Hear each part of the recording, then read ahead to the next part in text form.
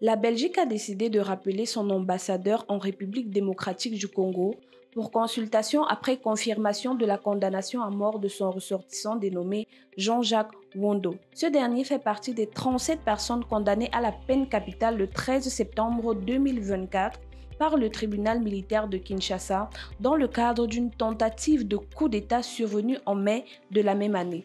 Dans un communiqué officiel publié le 27 janvier, le ministère belge des Affaires étrangères a exprimé sa grande déception et son incompréhension totale face à cette condamnation. Nous rappelons immédiatement notre ambassadeur à Kinshasa temporairement pour des consultations, a déclaré la diplomatie belge, précisant que cette décision pourrait avoir des répercussions sur les relations entre les deux pays.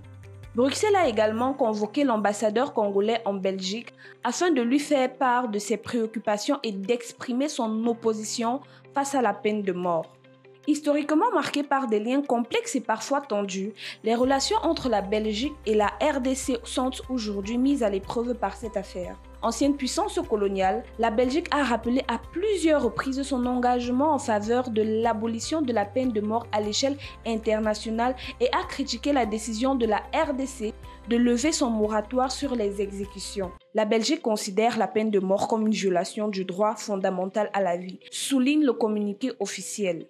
Le 27 janvier, la Cour militaire de Kinshasa à Gombe confirme la peine de mort pour des 37 accusés jugés en septembre dernier. L'agence congolaise de presse a précisé que plusieurs étrangers sont également impliqués dans cette affaire, notamment 3 citoyens américains, un britannique et un canadien. Ces 2 derniers, tout comme Wondo, avaient obtenu la nationalité congolaise avant leur arrestation.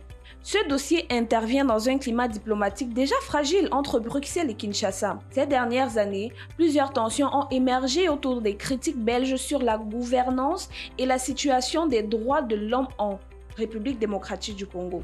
Autre actualité majeure, une nouvelle tragédie humaine a été mise au jour en Libye où plus de 260 migrants originaires d'Afrique ont été situés dans la région d'Aï-Waihat à l'est du pays. Selon l'agence de presse libyenne, ces personnes parmi lesquelles se trouvaient des femmes et des enfants étaient retenues contre leur gré par des réseaux de trafiquants. Affaiblis par la faim, la soif et des conditions de détention particulièrement éprouvantes, nombreux d'entre eux souffraient de maladies diverses et nécessitaient une prise en charge médicale urgente, a déclaré un responsable de l'hôpital d'Aï-Waihat.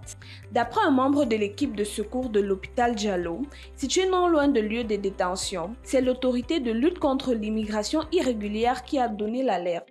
Les migrants provenant principalement d'Éthiopie, du Soudan, du Tchad et de la Somalie vivaient un véritable calvaire, victimes de sévices et de mauvais traitements infligés par des passeurs sans scrupules. Certains d'entre eux étaient retenus depuis des semaines voire des mois dans des conditions insalubres, totalement privés de leurs droits les plus fondamentaux. Face à cette situation dramatique, plusieurs associations caritatives locales basées à Diallo se sont mobilisées pour apporter un soutien immédiat aux migrants secourus. Des distributions de nourriture, d'eau potable et de vêtements ont été organisées en urgence afin de soulager leur détresse. Cependant, la prise en charge médicale et psychologique de ces victimes reste un défi majeur compte tenu de l'état de précarité dans lequel elles ont été retrouvées.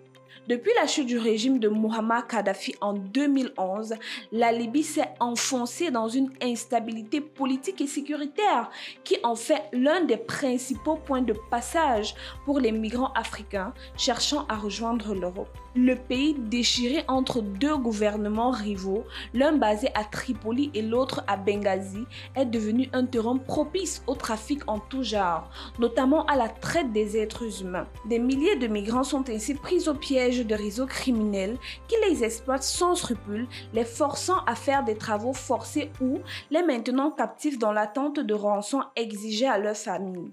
C'est tout pour l'information du jour. Pour plus d'actualités africaines, abonnez-vous sur nos différentes plateformes sur les réseaux sociaux et surtout, téléchargez l'application d'Ibawol disponible sur Play Store et App Store.